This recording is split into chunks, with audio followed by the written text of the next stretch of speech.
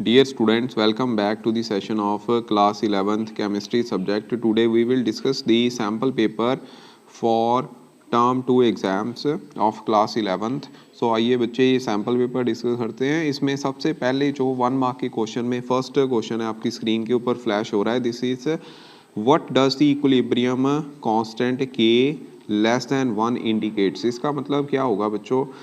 इसका मतलब बच्चों पहले तो आपको इक्विलिब्रियम कांस्टेंट के बारे में पता होना चाहिए कि इक्विलिब्रियम कांस्टेंट हम लिखते कैसे हैं। Suppose we have the reaction A plus B where A plus B are the reactant and they are converting into the product C and D.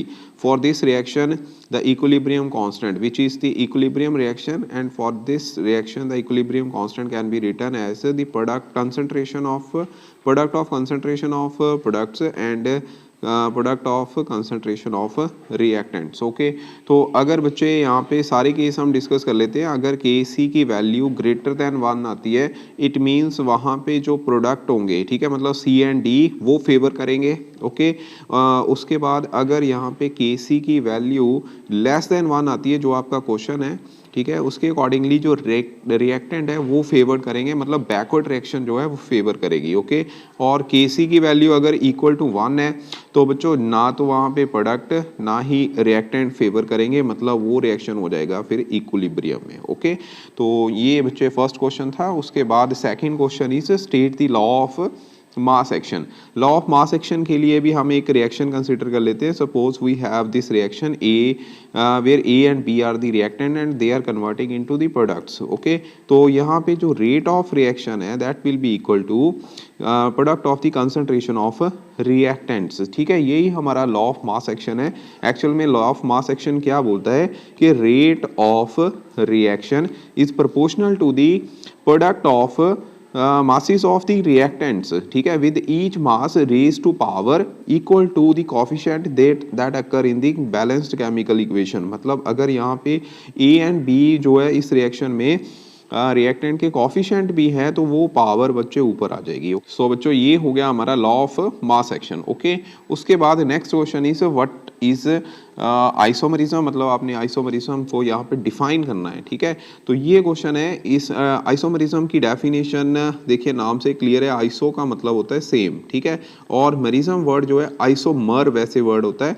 तो mer word comes from the meros word जिसका मतलब होता है parts. ठीक है, तो जो phenomena ये कंपाउंड्स देते हैं उसको फिर हम आइसोमरिज्म कहते हैं। तो इसका मतलब आइसोमरिज्म एक क्या हो गया, फिनोमिना हो गया जिसमें 2 और मोर कंपाउंड्स जिनका जो मॉलिक्यूलर फार्मूला जो सेम होगा but different physical and chemical properties होगी, उसको हम फिर क्या बोलेंगे, उस फिनोमिना को हम आइसोमरिज्म बोलेंगे। ठीक है, सपोज इसको हम एक एग्जांपल के साथ कंसिडर कर लेते हैं। Suppose we have this formula, this is ethanol. Okay, इसी को हम बच्चे अगर अरेंज कर दें लाइक दिस, ठीक है, तो ये इथेनॉल है। इसमें बच्चों जो फंक्शनल ग्रुप है इथेनॉल है, मतलब अल्कोहल फंक्शनल ग्रुप है, और इसमें ईथर फंक्शनल ग्रुप है, ये हो गया डाई मिथाइल ईथर। ठीक है, तो दोनों में जो फंक्शनल ग्रुप है अलग है लेकिन जो मॉलिक्यूलर फार्मूला है दोनों का सेम है। इट मीन्स ये बच्चों इसकी टाइप होगी एक फंक्शनल आइसोमरिज्म। ठीक है, फंक्शनल आइसोमरिज्म। ओके, जिसमें फंक्शनल ग्रुप ही चेंज कर गया। सो आपने ऐसे डिफाइन करना है। डेफिनेशन मैंने बोल दी है, वो आप लिख लेना, नोट्स में प्रोवाइड कर दूंगा आपको। और उसके बाद next is give the reason by negative electron gain enthalpy of fluorine is less than the chlorine. अब बच्चों सबसे पहले तो नेगेटिव मतलब इलेक्ट्रॉन गेन इंथैल्पी के बारे में भी आपको पता होना चाहिए कि इलेक्ट्रॉन गेन इंथैल्पी होती क्या है। Whenever any atom gain the electron to complete its octet, तो बच्चों वो क्या है, एनर्जी फिर वहाँ पे, क्योंकि उसने ऑक्टेट कंप्लीट करना है, इसका मतलब वो स्टेबल होगा, और स्टेबल होने से वो क्या करेगा, एनर्जी रिलीज करेगा। वहाँ पे एनर्जी जो है रिलीज करती है, और उसी एनर्जी रिलीज एनर्जी को हम बोलते हैं इलेक्ट्रॉन गेन इंथैल्पी। यहाँ पे कंडीशन होती है कि आइसोलेटेड गैसियस स्टेट एटम जो है होना चाहिए। और बच्चे क्योंकि फ्लोरीन का साइज जो है छोटा है, इसमें 1s2 2s2 2p5 इसकी इलेक्ट्रॉनिक कन्फिगरेशन रहती है। इट मीन्स यहाँ पे एक इलेक्ट्रॉन ऐड होगा तो ये 2p6 बन जाएगा। ठीक है, 2p6 अगर बनेगा तो बच्चों छोटे से 2p में इलेक्ट्रॉन्स जब ऐड होंगे तो वो स्टेबल तो हो जाएगा लेकिन एनर्जी इतनी ज़्यादा रिलीज नहीं करेगी, क्योंकि छोटे से साइज में एक और इलेक्ट्रॉन आना मीन्स वहाँ पर रिपल्शंस बढ़ जाएगी, ठीक है। रिपल्शंस कौन सी, इलेक्ट्रॉन इलेक्ट्रॉन रिपल्शंस, तो जिसकी वजह से इसकी बच्चों जो डेल्टा एच की वैल्यू है वो इतनी ज़्यादा रिलीज नहीं करती कंपैरेटिव टू क्लोरीन। क्लोरीन में क्या यहाँ पे क्या होता है 3s2 3p5, तो 3p5 है जो रिलेटिवली इसका साइज जो है कंपैरेटिव टू फ्लोरीन वो ज़्यादा होता है। इसकी वजह से यहाँ पे जब ये 3d6 बनाएगा एक इलेक्ट्रॉन गेन करने के बाद तो ज़्यादा एनर्जी वहाँ पे रिलीज होगी।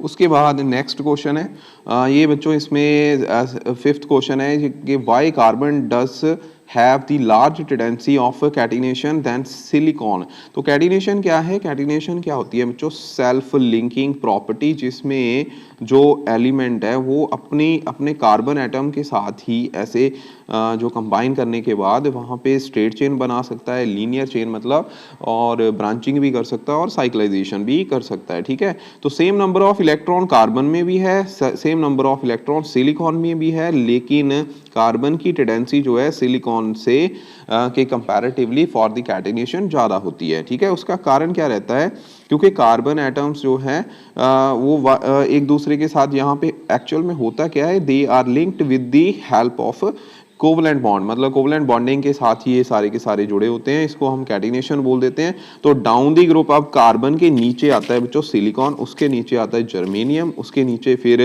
आ जाता है बच्चों टिन और उसके बाद लेड, ठीक है। अब कार्बन का साइज जो है यहाँ पे है छोटा, ओके। लेड तो वैसे जो कैटिनेशन शो ही नहीं करता, ठीक है। तो उसके बाद कार्बन जो है, कार्बन का साइज होता है सबसे छोटा, और जैसे जैसे हम नीचे को बढ़ेंगे, ठीक है, साइज बढ़ेगा और साइज बढ़ने से इलेक्ट्रॉन एक्टिविटी भी डिक्रीज करेगी, तो tendency to show the catenation वो भी डिक्रीज करेगी। तो ऑर्डर यहाँ पे रहता है कि कार्बन का जो एडिक्वेट साइज है, ठीक है, और सेकेंडली इसकी इलेक्ट्रॉन एक्टिविटी भी ज़्यादा है, ठीक है, जिसकी वजह से ये कैटिनेशन शो कर देता है। तो कैटिनेशन की जो सिलिकॉन के केस में वो कम होती है, ठीक है, टेंडेंसी, और कार्बन के केस में ये ज़्यादा होती है।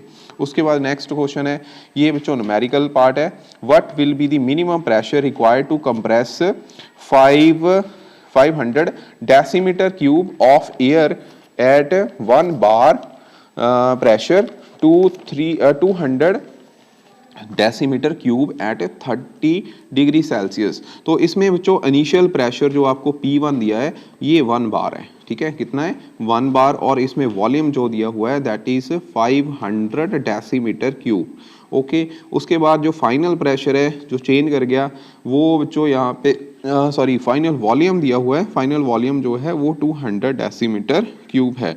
आपने यहाँ पे निकालना है प्रेशर, ठीक है, P2। तो अब यहाँ पे बॉयल्स लॉ जो है वो वर्क करेगा, क्योंकि यहाँ पे टेम्परेचर जो है वो चेंज नहीं कर रहा, कांस्टेंट है।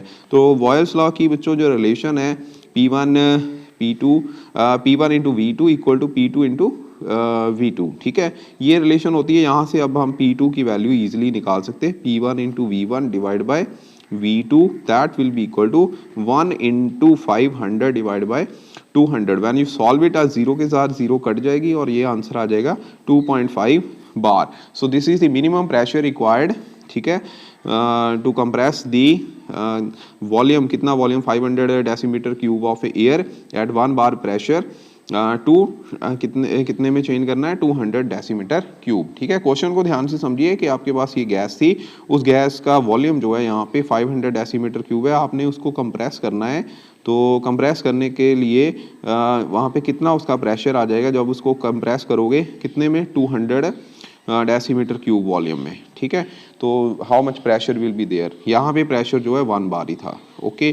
तो नेक्स्ट क्वेश्चन हमारा अब आएगा 7th, ये बच्चों रिलेशन ड्राइव करना है। रिलेशन कौन सा है, डेल्टा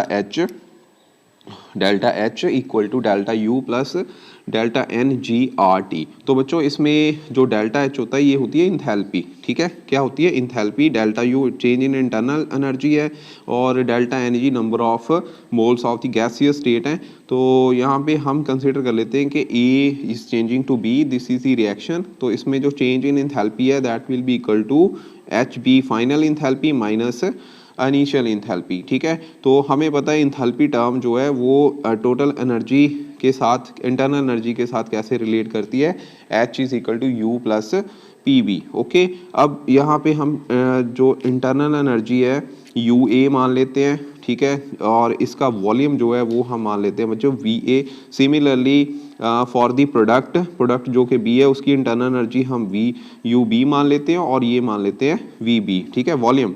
अब यहाँ से रिलेशन क्या आएगा कि HA will be equal to, ये वाली रिलेशन यूज़ करके HA equal to UA plus P constant रखेंगे, ठीक है, और ये VA आ जाएगा, यहाँ पे HP equal to UB plus P into VB। Okay जी। अब डेल्टा H की वैल्यू क्या होगी, वो होगी HB माइनस HA। अब इन दोनों को हमने माइनस कर देना, इसमें से ये और इसमें से ये वाली, ठीक है। मैं नेक्स्ट पेज पे कर देता हूँ। तो इसमें क्या होगा, delta H will be equal to delta HB minus HA। तो जैसे आप इसको सॉल्व करोगे, यहाँ पे क्या आ जाएगा, UB minus UA, okay, plus P constant है, दोनों से बाहर निकल जाएगा, PB minus VB minus VA। Okay जी। तो अब delta H that is equal to delta U plus यहाँ पे आ गया P डेल्टा V, ठीक है। अब हमें गैस इक्वेशन के बारे में पता है कि गैस इक्वेशन होती है PV is equal to nRT। That means यहाँ पे PBA will be equal to NA R into T, ठीक है। Similarly PB will be equal to NB R into T, ठीक है। दिस मीन्स P यहाँ P into VB है, ठीक है। जैसे यहाँ पे VA लिखा है, ये VB है, ओके। अब दोनों का डिफरेंस जैसे यहाँ पे किया था सेम वे से, PB minus PA that will be equal to P into VB minus VA, जो कि डेल्टा के इक्वल आ गया था। तो ये आ जाएगा NB माइनस NA और साथ में बच्चों RT जो है वो साथ में आ जाएगा, ठीक है जी। तो अब इसको हम कैसे लिख सकते हैं, डेल्टा NG जो NB माइनस NA है, गैसियस स्टेट में ही लेने हैं रिएक्टेंट और प्रोडक्ट, बाकी नहीं लेने होते। तो हमारे पास डेल्टा PV की वैल्यू जो है, P डेल्टा V की वैल्यू वो किसके इक्वल आ गई है, जो वो हमारे पास वैल्यू अब आ गई। यहाँ पे एक्चुअल में एक चीज़ और करनी थी, ये तो चलो ठीक है, यहाँ पे V भी आना है, ठीक है। V मैंने लिखा नहीं, P इंटू VB जैसे ये था, ठीक है, P into VB minus P into VA, okay. तो दोनों का डिफरेंस ऐसे आ जाएगा। तो इसकी वैल्यू यहाँ पे पुट कर दो। अब आपके पास जो डिज़ायर रिलेशन है वो बच्चों आ जाएगी delta H equal to delta U plus delta NGRT, okay. So this is the relation. इसको अब याद रखना है कैसे किया मैंने। आगे बच्चों नेक्स्ट न्यूमेरिकल है KP के लिए। ये KP फॉर द रिएक्शन, आपको ये रिएक्शन दिया हुआ है, reaction is N2O4, gaseous state में ही है। This is changing to reversibly to NO2, ठीक है, NO2 में चेंज कर रहा है। और इसमें KP की वैल्यू आपको 0.157 दी हुई है at 25 degree Celsius 1 atmospheric pressure. KC की वैल्यू आपने निकालनी है।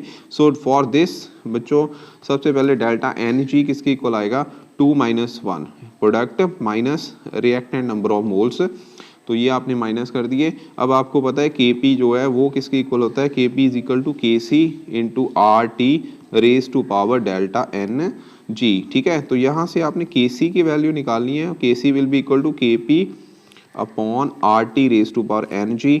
KP जो कि गिवन है 0.57, ठीक है, 157 डिवाइड बाय R, यहाँ पे आप क्या लोगे 0.082, ठीक है, इनटू जो टेम्परेचर है यहाँ पे आएगा 300, ठीक है, कितना आएगा 300, और इसकी रेज टू पावर कितनी आ जाएगी 1, ठीक है, कितनी आएगी 1।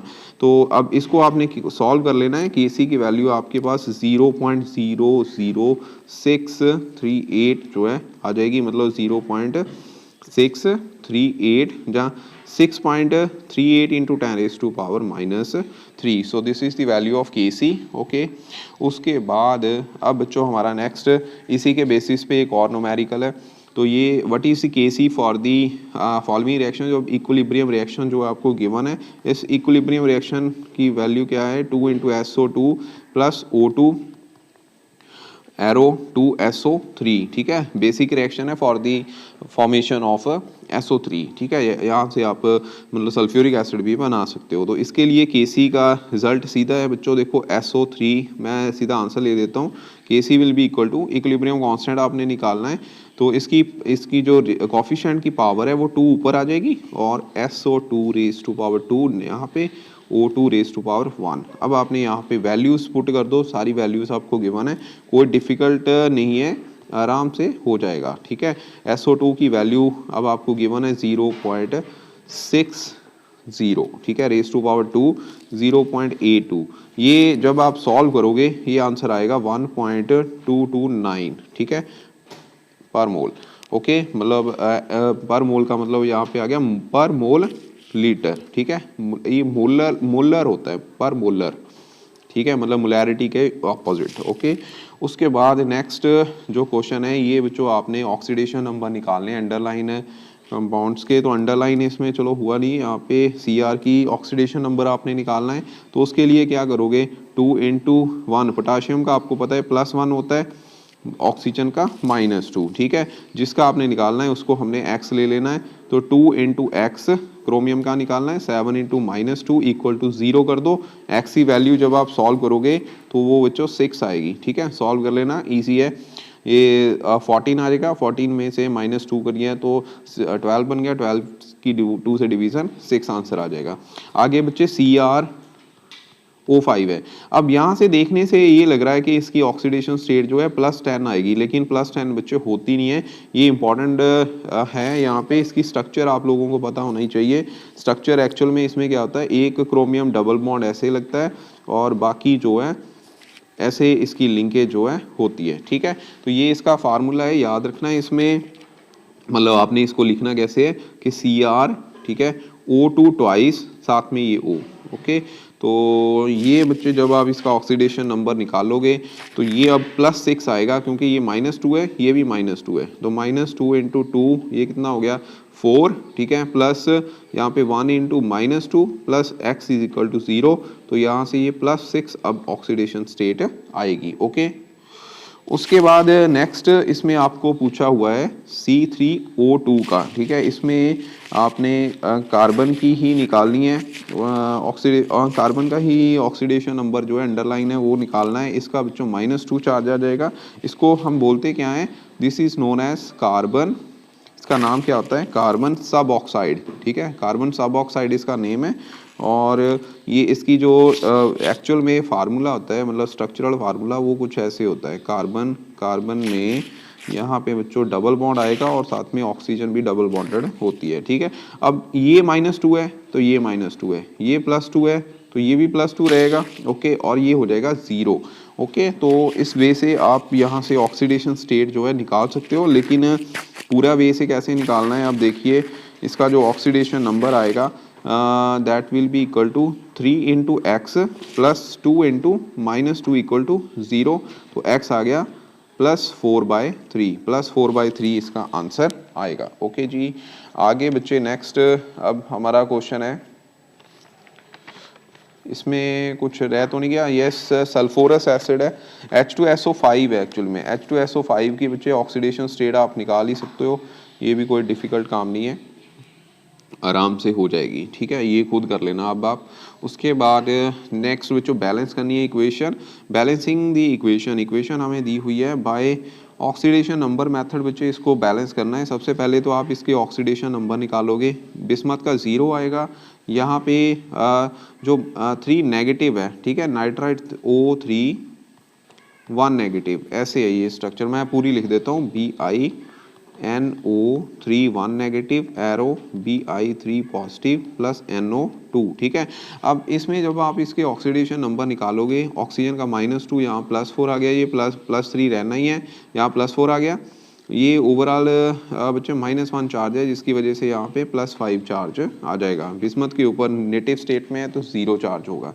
अब इसमें हो क्या रहा है कि जो बिस्मथ है it is changing to Bi3 positive. एकदम इसका मतलब है यहाँ पे 3 इलेक्ट्रॉन ये लॉस कर रहा है, और रिडक्शन किसकी हो रही है, ये ऑक्सीडेशन होगी। तो ऑक्सीडेशन और रिडक्शन के केस में क्या हो रहा है, NO3 1 नेगेटिव जो है ये बच्चों 1 इलेक्ट्रॉन गेन करेगा, जिसकी वजह से ये बना देगा NO, ठीक है, 2। और अब इसको 3 इलेक्ट्रॉन ऐसे आपने 3 के साथ मल्टीप्लाई कर देना है ताकि इलेक्ट्रॉन बैलेंस हो जाए। इलेक्ट्रॉन आपके बैलेंस हो गए। अब इलेक्ट्रॉन बैलेंस है तो यहाँ पे NO3 1 नेगेटिव आ जाएगा, arrow Bi3 positive plus 3 NO2। ठीक है, प्लस 3NO2, ठीक है जी। तो ये पूरी रिएक्शन होगी, बट इसमें ऑक्सीजन आ रहे हैं, ऑक्सीजन अभी बैलेंस नहीं है। एक्चुअल में ये रिएक्शन एसिडिक मीडियम में होगा, ठीक है। दोबारा मैं यहाँ लिख देता हूँ Bi3NO1 negative arrow Bi3 positive plus 3NO2, okay. अब इसमें आपने क्या करना है, आपने बच्चों इसमें जिस साइड ऑक्सीजन की कमी है वहाँ पे वाटर मॉलिक्यूल ऐड कर देने हैं, ठीक है। तो यहाँ अभी मैं कुछ नहीं लिखने वाला, तो Bi3 पॉजिटिव 3NO2।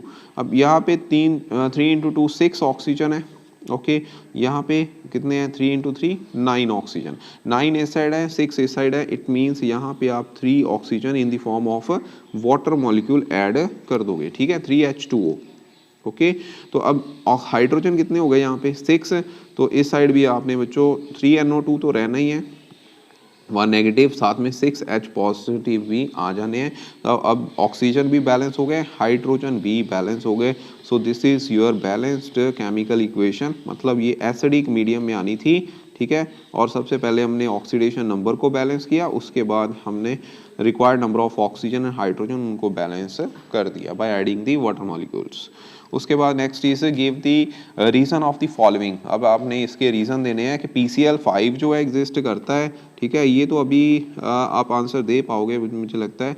PCl5 का देखो 3s2 3p3 ऑक्सीडेशन जो इलेक्ट्रॉनिक कन्फिगरेशन होती है, अगर NaCl5 की बात करें तो इसमें नाइट्रोजन है, नाइट्रोजन होता है 2s2 2p3, ठीक है। अब यहाँ पे 3 जो वैलेंस इलेक्ट्रॉन ऐसे हैं जो अनपेयर्ड हैं, यहाँ पे 3 ये है, लेकिन आपने बनाने हैं 5। तो इसका मतलब ये जो 2 इलेक्ट्रॉन है 3s के, इसको आपको अनपेयर्ड करना पड़ेगा। अनपेयर्ड करना है तो बच्चों ये इलेक्ट्रॉन एक साइड करवाने पड़ेंगे। अगर इलेक्ट्रॉन एक साइड करवाने हैं तो आपके पास एम्प्टी ऑर्बिटल भी चाहिए। यहाँ पे 3d 0 है, लेकिन 2d आपको पता नहीं होते, आगे तो 3s शुरू हो जाती है। तो इसमें d ऑर्बिटल होने की वजह से, एम्प्टी d ऑर्बिटल होने की वजह से NP5 जो है एग्जिस्ट करेगा, सॉरी PCl5 एग्जिस्ट करेगा, NCl5 जो है एग्जिस्ट नहीं करेगा, ओके। उसके बाद नेक्स्ट चीज है अमोनिया और फॉस्फाइन में कौन सा ज़्यादा बेसिक है। वैसे तो आपको बता ही दिया है कि वीकर बेस pH3 है, यानी कि फॉस्फाइन। तो फॉस्फाइन है क्यों बच्चों यहाँ पे कम बेसिक होता है, इसका कारण है कि नाइट्रोजन का साइज जो होता है छोटा, जिसकी वजह से इलेक्ट्रॉन डेंसिटी जो है ऑक्सीजन के ऊपर ज़्यादा रहती है, नाइट्रोजन के ऊपर ज़्यादा रहती है, ईजिली अवेलेबिलिटी है इलेक्ट्रॉन की, इसकी वजह से ही बच्चों ये ज़्यादा बेसिक होगा। PH3 जो है लेस बेसिक होगा फिर, ओके, जिसमें साइज जो है वो क्या होगा, बड़ा, ठीक है जी। आगे है डिफरेंशिएट बिटवीन इलेक्ट्रोफाइल न्यूक्लियोफाइल, ये तो आपको पता ही होगा। इलेक्ट्रॉन लविंग स्पीशीज़ को हम बोलते हैं इलेक्ट्रोफाइल्स, ठीक है। और इसमें एग्जांपल आ जाती है, ये कौन कौन से हो सकते हैं, न्यूट्रल, ठीक है, न्यूट्रल और पॉजिटिवली चार्ज स्पीशीज़, मैंने ऊपर लिख ही दिया है। इलेक्ट्रॉन लविंग है तो पॉजिटिवली चार्ज स्पीशीज़ होंगे, जैसे chloronium ion H positive ion, ठीक है, तो ब्रोमीनियम आयन, ठीक है। इनके पीछे आपने IUM जरूर लगाना है, ये याद रखना है। न्यूट्रल इलेक्ट्रोफाइल कौन से हो सकते हैं, ये बच्चों होते हैं AlCl3 BF3, वेरी इंपॉर्टेंट। इनमें एम्प्टी ऑर्बिटल्स होंगे, जिसकी वजह से ये क्या है, इलेक्ट्रॉन को एक्सेप्ट कर सकते हैं, इसकी वजह से ये इलेक्ट्रॉन लविंग स्पीशीज़ हो गए। और न्यूक्लियोफाइल कौन से होंगे, न्यूक्लियस लविंग स्पीशीज़, इसका मतलब ये बच्चों न्यूट्रल हो सकते हैं, न्यूट्रल और नेगेटिवली चार्ज होंगे ज़्यादातर, ठीक है, इनको हम NU नेगेटिव बोलते हैं, लिखते हैं। मतलब न्यूट्रल वो होंगे जिनके पास जो लोन पेयर ऑफ इलेक्ट्रॉन्स हों, ये याद रखना है। यहाँ पे न्यूट्रल वो हैं जिनके पास एम्प्टी ऑर्बिटल्स हैं, ठीक है। जैसे आप इसकी हाइब्रिडाइजेशन बनाओगे तो बच्चों आपको पता चल जाएगा कि इसमें एम्प्टी ऑर्बिटल, 1 एम्प्टी ऑर्बिटल आ रहा है, p ऑर्बिटल। और नेगेटिवली जिसमें नेगेटिव चार्ज होगा, ठीक है, CN cyanide ion, OH negative hydroxide ion. तो ये डिफरेंशिएट ऐसे आप करोगे। उसके बाद खराश इफेक्ट है। खराश इफेक्ट क्या है बच्चों, जब भी आपके पास कोई अनसिमेट्रिकल अल्कीन आ जाता है, उसमें आप HBr ऐड करोगे अगर इन दी प्रेजेंस ऑफ पर ऑक्साइड, किसकी प्रेजेंस में, पर ऑक्साइड, ठीक है। तो पर ऑक्साइड आप जब ऐड करते हो तो ये फ्री रेडिकल मैकेनिज्म के साथ एडिशन होती है, जिसकी वजह से जो डबल बॉन्ड के अक्रॉस है जो नेगेटिव पार्ट होगा एडिंग मॉलिक्यूल का, जो पोलर मॉलिक्यूल है वो बच्चों उस कार्बन के पास जाएगा जिसके पास ज़्यादा हाइड्रोजन है, मतलब ये बनेगा मेजर प्रोडक्ट। ठीक है, पर ऑक्साइड की वजह से ये फ्री रेडिकल मैकेनिज्म देता है।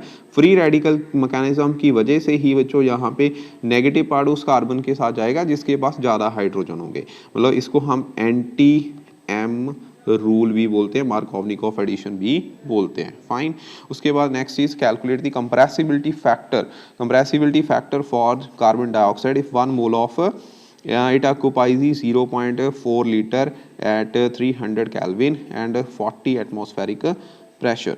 ठीक है जी। तो अब कंप्रेसिबिलिटी फैक्टर बच्चों पीवी अपॉन NRT इसके इक्वल होता है। ठीक है, Z के साथ इसको रिप्रेजेंट करते हैं। यहाँ प्रेशर आपको 40 दिया हुआ है, ये 4.0 लीटर दिया हुआ है, divide by N number of moles 1 है, R की वैल्यू स्टैंडर्ड 0.0821 रहेगी और साथ में 300 एटमॉस्फेरिक प्रेशर रहेगा। ठीक है, इसके यूनिट बच्चों याद रखना लीटर एटमॉस्फेरिक पर केल्विन पर मोल यहाँ पे रहते हैं। ठीक है, आर की वैल्यू वो हम लेते हैं, वो डिपेंड करेगा प्रेशर और वॉल्यूम के यूनिट क्या होंगे, ये ऑलरेडी हमने मतलब कि इसके बारे में आप लोगों ने पढ़ा होगा। ओके, तो अब जैसे आप इसकी वैल्यू फाइंड आउट करोगे बच्चों सॉल्व करने के बाद, ये आएगी 0.64 आएगी। इसका मतलब ये लेस देन 1 आ गई। ठीक है, 1 से क्या है कम आ गई है, तो इसका मतलब जो गैस है it will behave non ideally. ठीक है, नॉन आइडियल गैस है ये, इस ऐसे ये बिहेव करेगी, क्योंकि आपको पूछा हुआ है comment the result, comment on the result. उसके बाद नेक्स्ट भी न्यूमेरिकल है। This is enthalpy of combustion of methane, combustion of methane graphite dihydrogen. ठीक है, ये आपको गिवन है। ठीक है, वैल्यूज गिवन है, तो आपने enthalpy of formation of methane निकालनी है बच्चों। सबसे पहले तो combustion of methane, combustion of carbon, combustion of dihydrogen, ये सारी की सारी दी हुई है। तो मीथेन की कंबस्शन कैसे होगी कि methane will burn in the presence of oxygen to form carbon dioxide और साथ में 2H2O। ठीक है, तो इसमें जो डेल्टा HC फॉर कार्बन है वो दी हुई है -890.3 किलो जॉउल। ठीक है, -3 यहाँ पे 0.3 कंसिडर करना, और उसके बाद जो कार्बन की कंबस्शन है, carbon is changing to CO2। ठीक है, और इसमें जो डेल्टा H CO2 के लिए दिया हुआ है that is -393.5 kilo joule per मोल। वो आपको ऊपर लिखी हुई है वैल्यू, यूनिट्स मतलब वैल्यू तो मैंने लिख दी। तो हाइड्रोजन की कंबस्शन सिमिलरली, ये सारे के सारे गैसियस स्टेट में ही है, ये भी याद रखना। डेल्टा H फॉर H2 ये आपको वैल्यू दी हुई है -285। ठीक है, 85.8 किलो जॉउल, यहाँ 8 है। ठीक है, किलो जॉउल पर मोल। अब आपकी रिक्वायर्ड रिएक्शन क्या है, रिक्वायर्ड है आपने निकालनी है calculate the enthalpy of formation of methane. Methane की फॉर्मेशन निकालनी है। मीथेन कैसे बनता है आपको पता है, 2H2 एरो CH4, इसमें से ये देखिए ये H2O4 है। ठीक है, मतलब 2H2O है, उसके बाद मीथेन ये वाली है। ठीक है, और कार्बन यहाँ से आएगा। इट मीन्स इन दोनों को आपने ऐड कर देना है, ये वाली वैल्यू इसमें से माइनस कर देनी है, ये दोनों ऐड होनी है, ऐड देम। ठीक है, ये इसमें से माइनस कर देनी है। ओके, तो नेक्स्ट पेज पे मैं कर देता हूँ। आपने सिर्फ वैल्यूज कैसे देखो, फॉर्मेशन ऑफ मीथेन वो निकालनी है, तो इसका मतलब delta combustion for carbon. Okay, 2 times यहाँ पे आएगी delta C combustion for water H2O minus delta C combustion of carbon dioxide. ठीक है, तो -393.5 ओके प्लस 2 इंटू -285.8 माइनस 890.3। ठीक है, तो आंसर आएगा 74.8 kilo joule per mole. This is the answer. उसके बाद नेक्स्ट न्यूमेरिकल ये है, calculate the amount of heat necessary to raise the temperature of 60 gram of aluminium from 35 degree Celsius to 55 degree Celsius. Heat capacity, molar heat capacity आपको given है। तो सबसे पहले number of moles for the aluminium आप निकालोगे, वो आएंगे weight of the substance divide by its atomic mass. तो ये बच्चों आ जाएगा 2.22 मोल। ठीक है, मोल यहाँ पे आएगा। मोलर कैपेसिटी आपको गिवन है C, वो हो गया 24 जूल पर मोल पर केल्विन, ठीक है। Rise in temperature, temperature change कर रहा है, वो कितना चेंज कर रहा है बच्चों, यहाँ पे 55 माइनस 35 इक्वल टू 20 केल्विन, ठीक है। हीट इवॉल्व आपने निकालनी है, heat evolve will be equal to 24 into 2.22 into 20. When you multiply them, this will give you the result 65.7 kilo joule, ठीक है। सो ये आपका आंसर यहाँ से आएगा।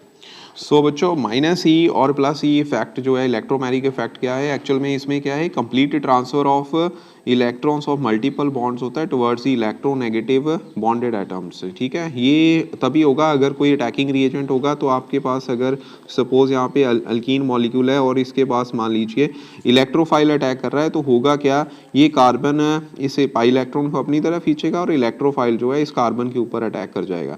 जब ऐसा होगा कि जिस साइड पाई इलेक्ट्रॉन मूव कर रहे हैं उसी साइड ही बच्चों जाके अटैकिंग रिएजेंट है वो जाके अटैक कर रहा है, तो बच्चों इसको हम बोलते हैं प्लस ई इफेक्ट, ठीक है। और माइनस ई इफेक्ट क्या होगा, जिसमें मान लीजिए हमारे पास कार्बोनाइल ग्रुप है और यहाँ न्यूक्लियोफाइल अटैक कर रहा है, ऑक्सीजन इलेक्ट्रोनेगेटिव है, पार्शियल नेगेटिव चार्ज इसके ऊपर आएगा, पार्शियल पॉजिटिव चार्ज कार्बन के ऊपर आएगा, पाई इलेक्ट्रॉन की मूवमेंट हो जाएगी, लेकिन जो न्यूक्लियोफाइल है वो उस कार्बन के ऊपर अटैक करेगा जिसके ऊपर पॉजिटिव चार्ज है। अब मूवमेंट पाई इलेक्ट्रॉन्स की साइड हो रही है, अटैकिंग रिएजेंट उसके ऑपोजिट अटैक कर रहा है, इसको हम बच्चों बोलते हैं minus E effect. So this is the difference, ठीक है। उसके बाद नेक्स्ट क्वेश्चन है व्हाई डू, ये आपका 5 मार्क्स का क्वेश्चन है, why do alkenes prefer to undergo electrophilic addition reaction while arenes prefer the electrophilic substitution reaction, ठीक है। तो अब बच्चों इसमें डिफरेंस देखिए क्या है, अल्कीन में आपको पता है डबल बॉन्ड ऐसे होता है, लेकिन जो अरीन्स है, अरीन में डबल बॉन्ड होगा लेकिन उसमें बेंजीन रिंग आ जाती है, और बेंजीन रिंग जो है रेजोनेंस स्टेबलाइज्ड होती है, ठीक है। रेजोनेंस स्टेबलाइज होने के कारण इसमें बच्चों जो एडिशन रिएक्शन है वो पॉसिबल नहीं होती, बिकॉज ये हाईली स्टेबल मॉलिक्यूल है। इसमें बच्चों फिर क्या है, इलेक्ट्रोफाइल ईजिली अटैक कर सकता है पाई इलेक्ट्रॉन के ऊपर, क्योंकि ये इतना ज़्यादा स्टेबलाइज नहीं होता, इसमें सारे के पाई इलेक्ट्रॉन्स है वो एक जगह पे फिक्स नहीं होते, वो सारे के सारे रिंग में ऊपर घूमते हैं, जिसकी वजह से जो स्टेबिलिटी है वो ज़्यादा होती है, ठीक है। और ई एडिशन रिएक्शन फिर पॉसिबल नहीं होता इस केस में, only substitution reaction are possible, ठीक है। तो ये पार्ट क्वेश्चन था। उसके बाद सेट-ज़ेफ रूल के बारे में आपको पूछा गया है। सेट-ज़ेफ रूल क्या होता है बच्चों, सेट-ज़ेफ रूल एक्चुअल में है क्या कि अगर आपके पास कोई मॉलिक्यूल है, मान लीजिए हम यहाँ पे एग्जांपल ले लेते हैं, वी हैव द एग्जांपल जो आपको यहाँ पे पूछिए, what are the expected product when 2 bromobutane, ये आपको मॉलिक्यूल दिया हुआ है, इसी के साथ ही हम एग्जांपल के साथ ही हम इस मॉलिक्यूल को समझ लेते हैं, मतलब सेट-ज़ेफ रूल को समझ लेते हैं। तो यहाँ पे बच्चों ये स्ट्रक्चरल फार्मूला आ जाएगा किसका, 2 ब्रोमोब्यूटेन का, 4 कार्बन है, सेकंड कार्बन पे ब्रोमीन लगी हुई है। अब इसमें बच्चों ये अल्फा कार्बन है, दिस इज बीटा कार्बन, और ये भी बीटा कार्बन, बीटा कार्बन के साथ ये 2 हाइड्रोजन है। अब एक्चुअल में जैसे इसमें रिएक्शन होगा अल्कोहलिक KOH के साथ, अल्कोहलिक KOH क्या करता है, यहाँ अल्कोहलिक याद रखना है, एक्वस के साथ ये अल्कोहल में चेंज कर जाएगा, लेकिन अल्कोहलिक है तो अल्कीन बनेंगे, लेकिन अल्कीन अब बीटा हाइड्रोजन यहाँ से रिमूव करती है, मतलब जहाँ तो ये ग्रुप ऐसे निकलेगा जहाँ फिर ये ग्रुप ऐसे निकलेगा, यहाँ पे डबल बॉन्ड आएगा जहाँ फिर यहाँ पे आएगा। इट मीन्स 2 प्रोडक्ट बन सकते हैं, लेकिन सेट-ज़ेफ रूल के अकॉर्डिंगली मेजर प्रोडक्ट वो होगा जो ज़्यादा अल्काइलेटेड है, मतलब डबल बॉन्ड इस साइड आएगा, लेफ्ट साइड, ठीक है। लेफ्ट साइड मैं बोल देता हूँ अभी, तो CH3 this will be the major product, और माइनर प्रोडक्ट में क्या होगा, इसमें ये हाइड्रोजन एज इट इज रह जानी है, फिर डबल बॉन्ड इस साइड आ जाना है। This is your Saytzeff rule. So बच्चों नेक्स्ट इसका और पार्ट है कि despite of minus I effect halogens और halogens are ortho and para directing in haloarenes explain. तो बच्चों इसमें सबसे पहले आप ऐसा करो कि कोई एग्जांपल ले लो हैलोअल्कीन की, हम हैलोअरीन्स की, सॉरी हैलोअरीन्स हमारे पास मान लीजिए क्लोरो बेंजीन है। अब क्लोरो बेंजीन में बच्चों क्या होगा, यहाँ पे क्लोरीन का no doubt minus I effect है, लेकिन यहाँ पे बेंजीन का भी इफेक्ट है बच्चों। बेंजीन ने इलेक्ट्रॉन अपनी तरफ खींचने हैं, जिसकी वजह से ये इलेक्ट्रॉन ऐसे शिफ्ट करेंगे और ये pi electron will shift to the ortho position, ठीक है, ये ऑर्थो कार्बन के ऊपर चले जाएंगे और यहाँ पे कार्बन और हैलोजन में क्या आ जाएगा बच्चों, पार्शियल यहाँ पे डबल बॉन्ड करैक्टर आ जाएगा, ठीक है, और यहाँ पे आ जाएगा नेगेटिव चार्ज, ओके। ऐसे बच्चों फिर अगर फर्दर आप इसकी रेजोनेंस बनाओगे, ये बॉन्ड ऐसे शिफ्ट कर जाएगा और ये वाला बॉन्ड जो पाई इलेक्ट्रॉन से ये इस साइड शिफ्ट कर जाएंगे, मतलब ये आ जाएगा बच्चों ऑर्थो एंड पैरा पोजीशन के ऊपर नेगेटिव चार्ज। पैरा और ऑर्थो पोजीशन के ऊपर अगर नेगेटिव चार्ज आ रहा है, इट मीन्स जो भी इनकमिंग इलेक्ट्रोफाइल होगा that will attack on either on the ortho position और ऑन दी पैरा पोजीशन। तो mixture of ortho and para product जो बनते हैं। तो क्वेश्चन हमारा था कि ऑर्थो पैरा डायरेक्टिंग क्यों है, तो बच्चों माइनस आई इफेक्ट तो है क्लोरीन का, लेकिन यहाँ पे रेजोनेंस इफेक्ट ऑफ बेंजीन के कारण जो ऑर्थो एंड पैरा पोजीशन पे नेगेटिव चार्ज आ जाता है, जिसकी वजह से ये ऑर्थो पैरा डायरेक्टिंग हो जाते हैं, ठीक है। आगे नेक्स्ट क्वेश्चन हमारा क्या है वो हम पढ़ लेते हैं पहले। Ozonolysis of buta 1,3 diene gives, क्या हमें देगा, ये हमारा नेक्स्ट क्वेश्चन है, ठीक है। तो मैं यहाँ बना देता हूँ ये हमारे क्वेश्चन को, या ब्यूटा 1,3 डाइईन क्या होगा, this is the formula of buta 1,3 diene when it undergoes ozonolysis. Ozone molecule के साथ बच्चों ये ओजोनाइड कॉम्प्लेक्स बनाएगा, दोनों के दोनों डबल बॉन्ड यहाँ पे ओजोनाइड बना देंगे, ये याद रखना है, थोड़ा सा ट्रिकी क्वेश्चन है ये, ठीक है। तो यहाँ पे दोनों के दोनों जो डबल बॉन्ड है वो ओजोनाइड यहाँ पे बना देंगे। उसके बाद जैसे आप इसकी रिएक्शन फर्दर जिंक और वाटर के साथ करोगे तो इसमें क्या होगा, ये बच्चों फ्री रेडिकल ब्रेकेज ऐसे हो जाएगी, ठीक है। H2O2 बाहर चला जाएगा और साथ में ये बाई प्रोडक्ट जो मेन प्रोडक्ट बनेंगे उसमें क्या होगा, फॉर्मेल्डिहाइड, एक H मतलब यहाँ से HCHO ये बन गया, ऐसे ये बन गया बच्चों HCHO, ओके। तो दो ये प्रोडक्ट बन गए और साथ में यहाँ पे क्या बनेगा, carbon double bond O, hydrogen साथ में रहेगा, कार्बन डबल बॉन्ड O, ठीक है। तो ये इसको याद ऐसे रखना है, ये दो इलेक्ट्रॉन होते हैं, दो इलेक्ट्रॉन में एक इलेक्ट्रॉन यहाँ से एक यहाँ से, तो कार्बन और ऑक्सीजन में डबल बॉन्ड आ रहा है, ओके। ऐसे यहाँ से एक इलेक्ट्रॉन इधर चला गया, एक इलेक्ट्रॉन इधर, फ्री रेडिकल ब्रेकेज होती है। तो ये डाई एल्डिहाइड बन गए, ठीक है, CHO ये formaldehyde, 2 molecules of formaldehyde will be formed here, okay. और लास्ट में इसमें इसके साथ ही क्वेश्चन है, methane does not react with chlorine in dark, why, तो ये क्यों नहीं रिएक्ट करता डार्क में बच्चों, इसका कारण क्या होता है, क्योंकि क्लोरीनेशन जो है एक फ्री रेडिकल मैकेनिज्म है, ये in the presence of sunlight ही होती है, क्योंकि sunlight will help the chlorine to give the free radical, okay. तो फ्री रेडिकल फॉर्मेशन ही नहीं होगी तो रिएक्शन कहाँ से होगा, इसका मतलब ये रिएक्शन डार्क में नहीं होता, this reaction will be unable to convert the methane into chloromethane in the absence of light, ठीक है। फ्री रेडिकल यहाँ पे नहीं फॉर्मेशन होगी, ठीक है। तो इसी वजह से डार्क में रिएक्शन नहीं होता। सो दिस इज ऑल अबाउट बच्चों योर सैम्पल पेपर, ठीक है। तो इस सैम्पल पेपर को अच्छे से कर लेना प्लीज़। तो सारे क्वेश्चन मैंने इसके आपको करवा दिए हैं, ठीक है। तो ये आपको ये क्वेश्चन था A पार्ट, इसका B पार्ट भी आपको करवा दिया था। थैंक यू बच्चे, थैंक यू सो मच।